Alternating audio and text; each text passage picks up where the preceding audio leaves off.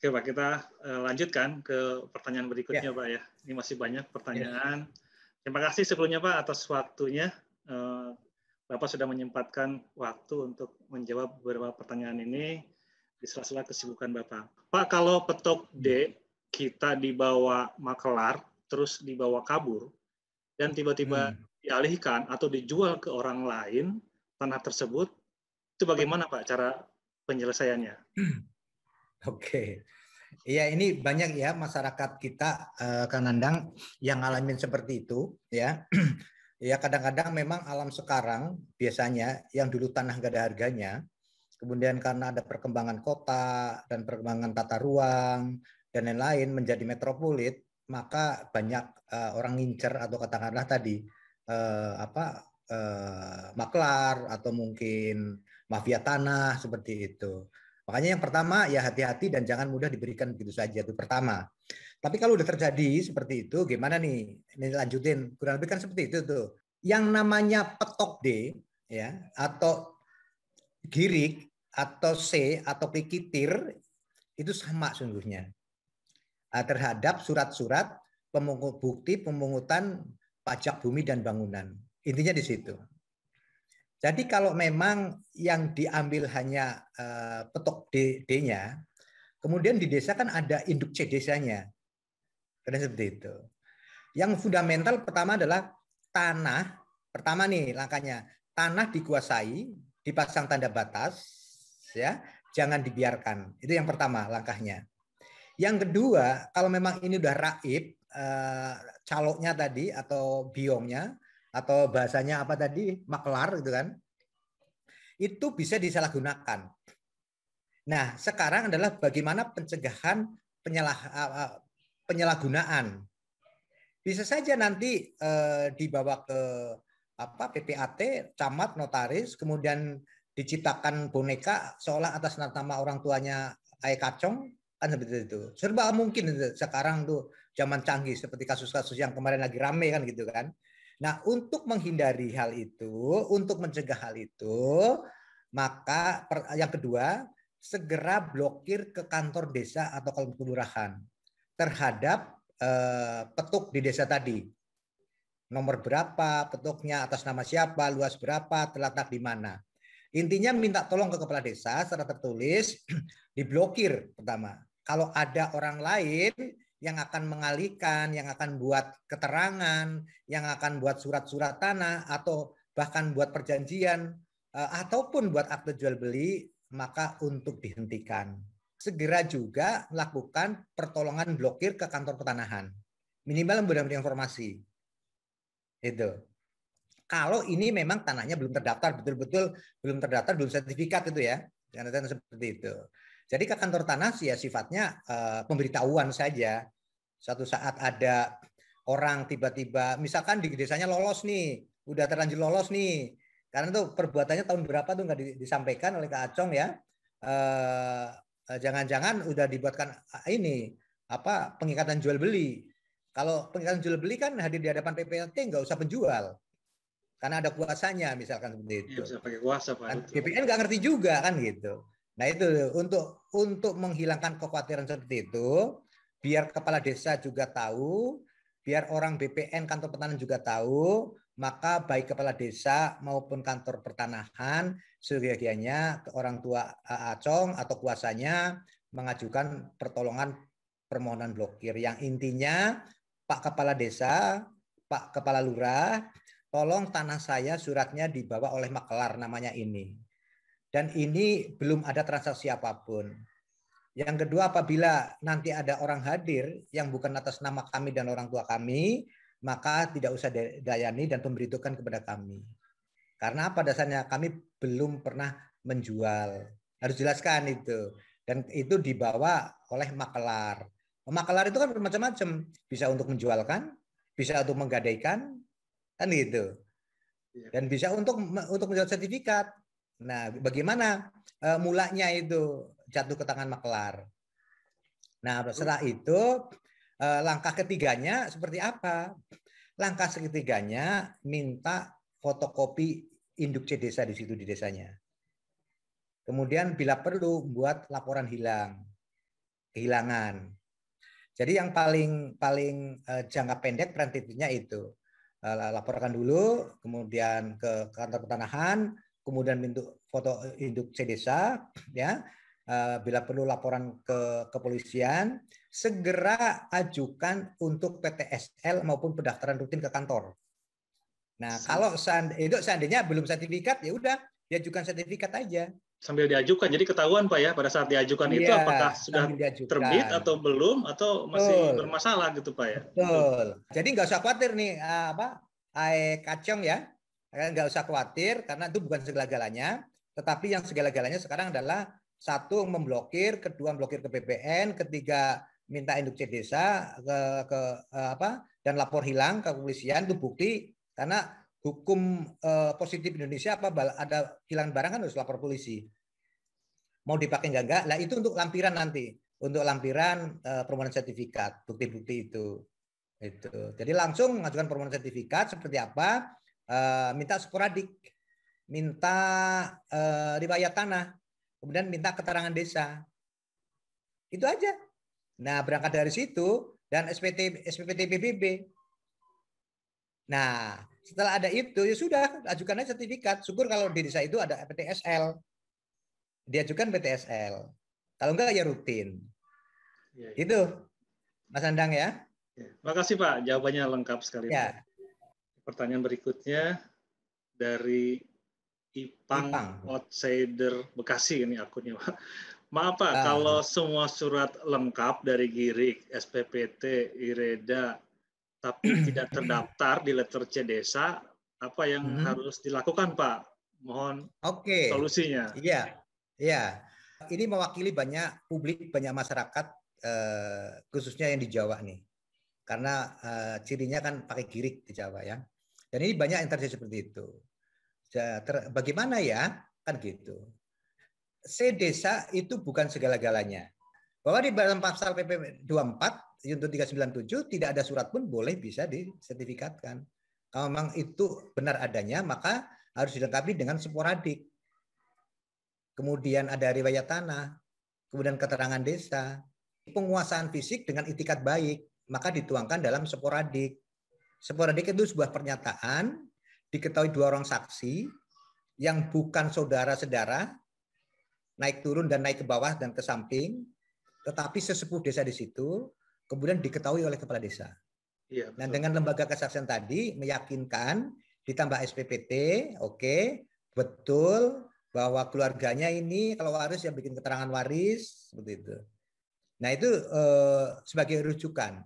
Nilai real, substansi yang paling mana adalah tadi, memang itu tanahnya, tidak ada sengketa, dikuasai dengan itikat baik, baru nanti ada lembaga kesaksian.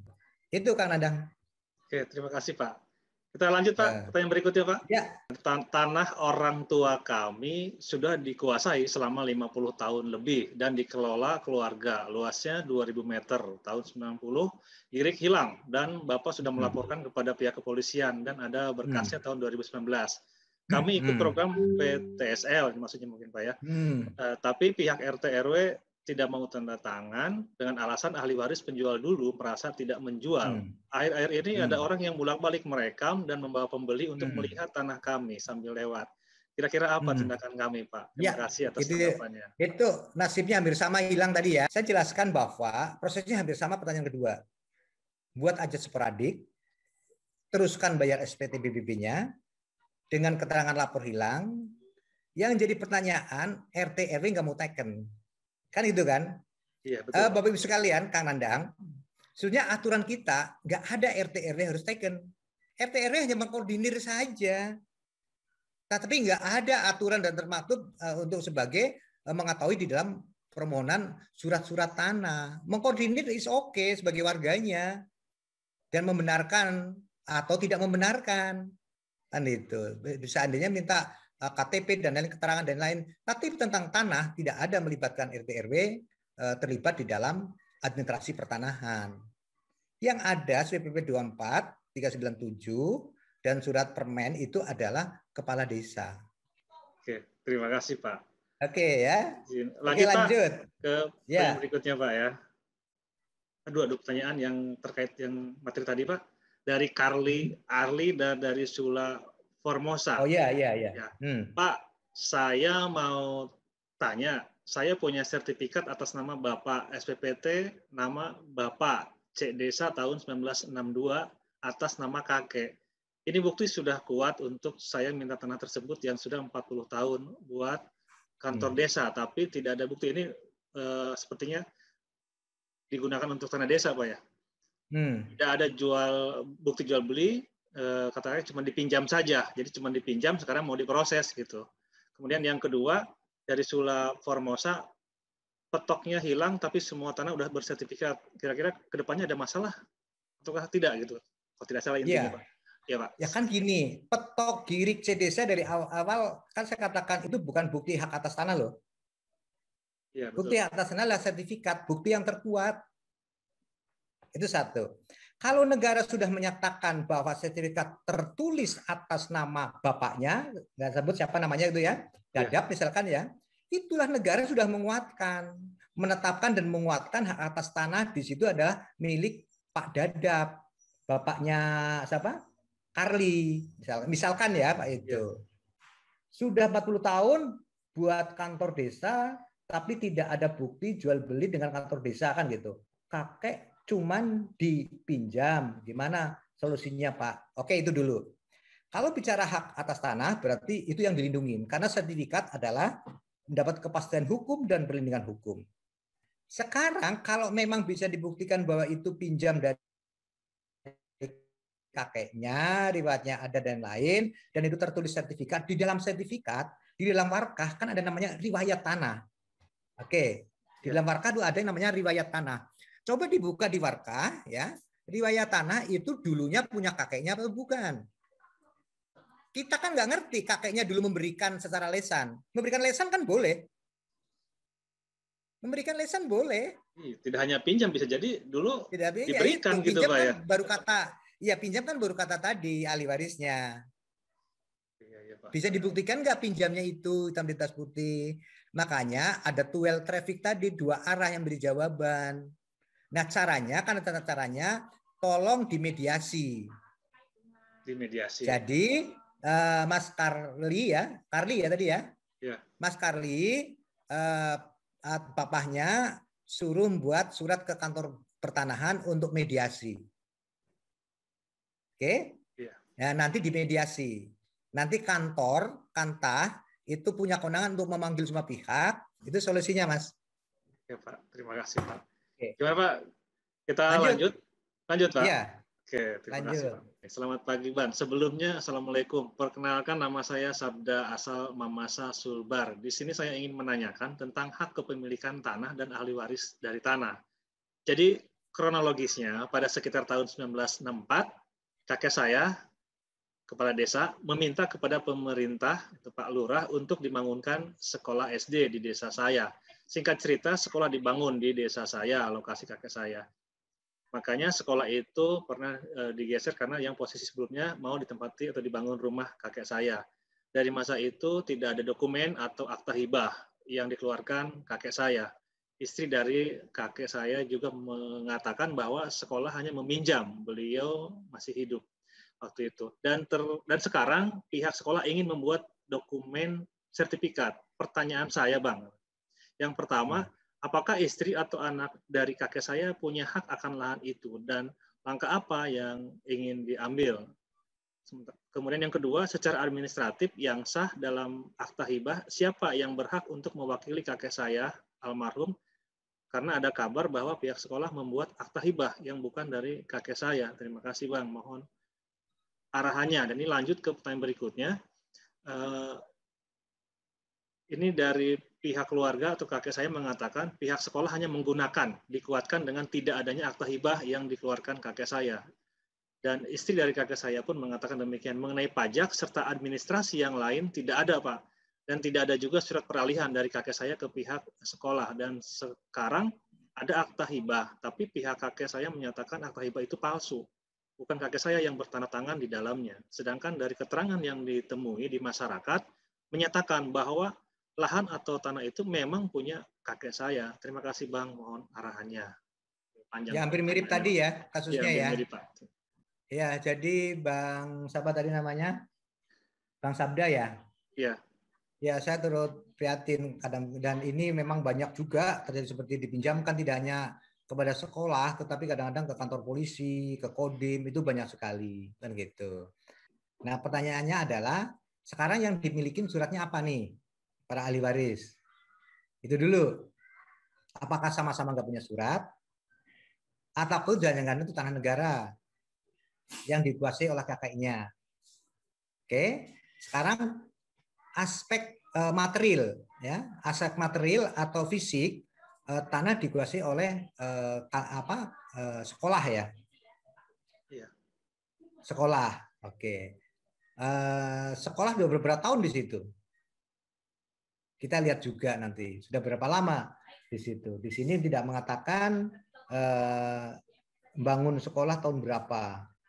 Jadi kalau menuntut hak keperdataan sah nggak sah sepanjang bisa membuktikan bahwa itu milik kemilikan kakeknya atau ahli warisnya. Oke, ya saya harapkan ini tidak sampai ke peradilan ya. Saya harapkan tidak sampai ke peradilan. Untuk dibangun sekolah SD tadi pasti itu dulu waktu bangun SD nggak sembarang. Ada tanah, dipinjemin, ada suratnya, dianggarkan. Nah, coba nanti dilihat pihak sekolah data-data apa yang ada di situ, surat menyuratnya seperti apa. Itu pasti ada dulu kok. Itu anggaran pemerintah kok. APBN itu malah sekolah. Kalau sekolah impres tadi ya. iya. Gitu. Seperti itu. Nah, kemudian ini rumah pernah digeser itu kurang lebih seperti itu ya. Iya. Ya, pernah digeser. Nah, kalau sudah digeser berarti sebuah pengakuan. Kan gitu kan? Itu Intinya sebuah masyarakat mengakui pengakuan. bahwa itu memang punya kakeknya gitu. Masyarakat juga mengakui, tapi nggak punya Iya, surat kan gitu kan? iya, Nah, berarti itu sebagian dibangun sekolah, tidak seluruhnya berarti kan? iya, iya. Iya kan sebagian. Nah sekarang yang tidak sebagian, yang sekarang dibangun rumah, suratnya seperti apa? Termasuk global atau tidak? Gitu. Kemudian lihat aja PBB-nya, bayar PBB enggak? Luasnya berapa? Berangkat dari situ dulu. Iya, Is betul. okay, itu tanah kakek. Is okay dulu dipinjamin. Is okay sekarang dibangun sekolah. Is okay kakek mau bangun lagi di situ dan ternyata digeser. Oke, sudah. Is okay surat-surat nggak ada terhadap sekolahnya. Pertanyaannya adalah sekarang kakek dan ahli waris ini eh, memiliki surat apa? Soalnya nanti pada akhirnya apabila keperdataan berperkara di peradilan pasti bicara alat bukti. Nah, ini pertanyaannya apakah istri atau anak dari kakek saya punya hak akan lahan itu dan langkah apa yang ingin diambil? Nah, pertama, istri atau anak-anak tadi berarti ahli waris. Iya, ahli Iya waris. kan? Ahli waris. Jadi ya kalau namanya waris punya hak, tapi terhadap tanah yang mana? Terhadap yang rumah atau rumah dan sekolah? Itu perlu Ya, ada dijelaskan. dua, Pak ya. Jadinya ada dua, Pak ya. Iya kan? Ada dua. Setelah administrasi yang sah dalam akte hibah, siapa yang berhak untuk mewakili kakek saya almarhum karena ada kabar bahwa pihak sekolah membuat akte hibah bukan dari kakek saya. Dari siapa? Kan gitu kan? Nah, kalau ada akte hibah, aktenya benar apa tidak? Dibuat di siapa? Di bawah tangan atau di hadapan notaris atau di hadapan PPAT. Itu. Tuh, harus Ya jelas, kan Pak ya. bisa aja di bawah tangan. Kalau di bawah tangan baru yang menghibahkan siapa?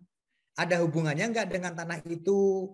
Ada hubungannya enggak dengan para ahli warisnya kakek? Itu. Ini kan salah satu ahli waris saja dari kakek kan gitu kan? Iya, betul, Pak.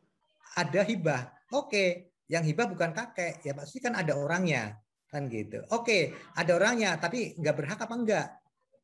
Nah, perlu diteliti. Jangan-jangan itu bagian dari yang menghibahkan. Makanya nanti kakek itu punya anaknya berapa, yang menghibahkan anak berapa. Sekarang yang ada di situ anak-anaknya ada berapa kan gitu. Apa iya tanahnya hanya di situ saja? Jadi perlu pendalaman Kang Nandang. Ya, paling Eh, langkah-langkah pertama ya tadi minta dimediasi aja dulu ke kantor pertanahan, dengan segala surat yang ada biar clear. Artinya pertama, biar ada kejelasan dan kepastian terhadap tanah itu. Yang kedua, dalam penanganan tidak mereka dan mereka, tetapi ada pihak yang menengahi, yang profesional. Yang ketiga, agar terjadi tidak miskomunikasi dengan pihak sekolah atau dengan pihak yang menghibahkan. Gitu. Jadi nanti itu akan katakan bahwa yang sesungguhnya adalah seperti ini. Kan gitu. Kalau memang itu nanya kakeknya dan betul itu dipinjamin misalkan, ternyata dibuktikan bahwa yang menghibahkan itu adalah rekayasa misalkan. Ini misal ya, yaitu di ini aja melalui mediasi tadi.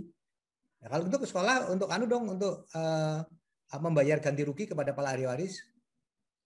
Jadi Atau pada uang prinsipnya bisa kita mediasikan Pak ya kalau sekolah Nah, seperti ini itu Pak ya. arahnya ke sana.